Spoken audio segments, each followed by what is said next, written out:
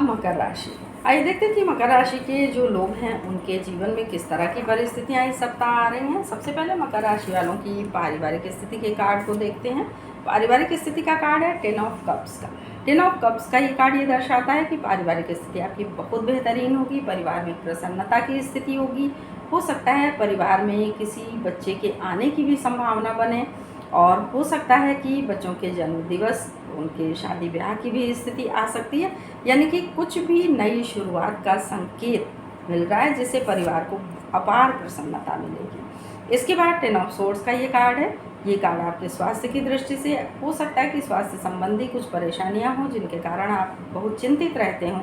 आपको लगता है वो कि आपका स्वास्थ्य ठीक नहीं है, लेकिन इस विचार को मन से निकाल दीजिए। आप पूरी तरह से स्वस्थ हैं और अपने स्वास्थ्य को, अपने मन को ये समझाइए कि आप स्वस्थ हैं, तो आप स्वस्थ महसूस करेंगे। इसके बाद द हर्मिट का ये कार्ड है आपके नौकरी या व्यवसाय की दृष्टि से। नौकरी या व्यवसाय के क्षेत्र में छोटी मोटी समस्याएं आएंगी, इनका समाधान भी साथ में होगा। आशा की किरण आपको दिखाई देगी और उस पथ पर आप आगे बढ़ते रहिए, तो अपने पद पर बड़ी मजबूत स्थिति में बने रहेंगे। इसके बाद द फूल का ये कार्ड है आपकी आर्थिक स्थिति के लिए। आपको थोड़ा सा धन के क्षेत्र में संभल कर चलने की आवश्यकता है। धन कहीं भी लगा रहे हों, कहीं इन्वेस्ट कर रहे हो, ज़मीन जायदाद खरीद रहे हो, कहीं भी धन अगर लगा रहे हैं तो बहुत सोच समझ करके लगाइएगा।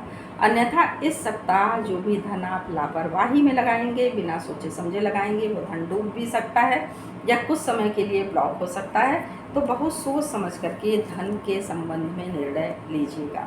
तो ये राशिफल मैंने बताया मकर राशि वालों के लिए इस सप्ताह के लिए। अब चलते हैं कुंभ राशि वालों की तरफ। देखते हैं कि कुंभ राशि के जो लोग हैं उनके जीवन में किस तरह की परिस्थितियां, किस तरह के संयोग आ रहे हैं। तो कुंभ राशि वालों के लिए सबसे पहले आइए देखते हैं उनकी पारिवारिक स्थिति के कार्ड को। पारिवारिक स्थिति का कार्ड कुंभ राशि वालों का ये कार्ड है 6 ऑफ कॉइन्स का। 6 ऑफ कॉइन्स का ये कार्ड ये दर्शाता है कि आप परिवार के सदस्यों की बहुत अधिक मदद करते हैं। इस मदद में हो सकता है कि आप कभी कभी थोड़ा सा परेशान हो जाते हों, तो परिवार के लिए परेशान होने में कोई दिक्कत नहीं है। परिवार अगर है तो व्यक्ति के पास सब कुछ है, तो परिवार के लिए आप थोड़ा सा ये भार उठा सकते हैं। इसके बाद द वर्ल्ड का कार्ड है आपके स्वास्थ्य की दृष्टि से। स्वास्थ्य आपका बहुत ही बेहतरीन रहेगा, लेकिन फिर भी मैं यही कहूँगी कि स्वास्थ्य संबंधी कोई लापरवाही न बरतें, अन्यथा मौसम के हिसाब से आपके स्वास्थ्य में परेशानियाँ आ सकती हैं जो कि प्राकृतिक होंगी। इसके बाद द डेविल का ये कार्ड है।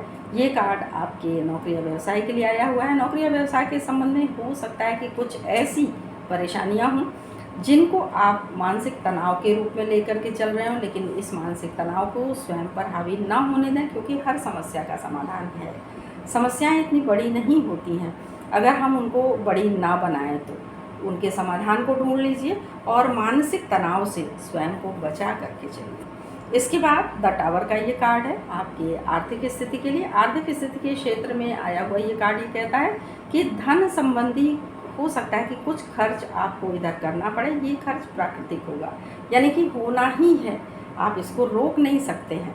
तो आर्थिक दबाव में आप हो सकता है कि पहुंच जाए, लगे कि ये धन ना खर्च करते, लेकिन ऐसा नहीं है, वो खर्च आना ही था, आपको करना ही है।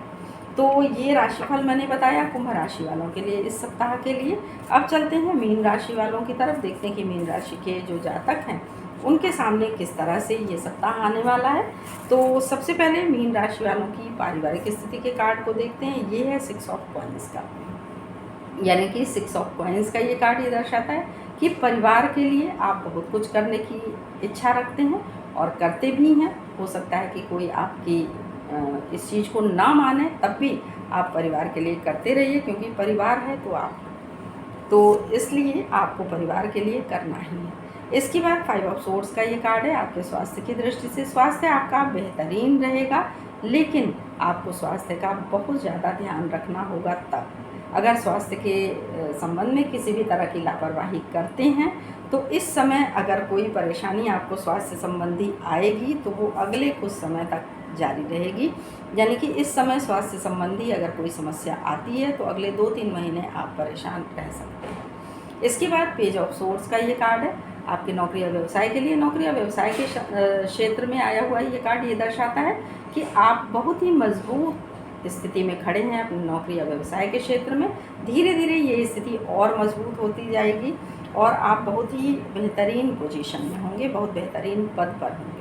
तो अपनी इस स्थिति को मेहनत और धैर्य से बना कर रखिए। इसके बाद द हैंगमैन का ये कार्ड है आपकी आर्थिक स्थिति के लिए। आर्थिक स्थिति यानी धन के क्षेत्र में आप अपने विचारों को दूसरों पर ना ला दें, यानी कि अपने पैसे को बचा के चलें, दूसरों का खर्च कराएं या अपना खर्च करते रहें, दूसरों की बचत होती रहे। तो ये दोनों स्थितियां आपके लिए कष्टकारक होंगी, क्योंकि ये अपने विचार को आप जैसा रखेंगे वैसा आप करेंगे।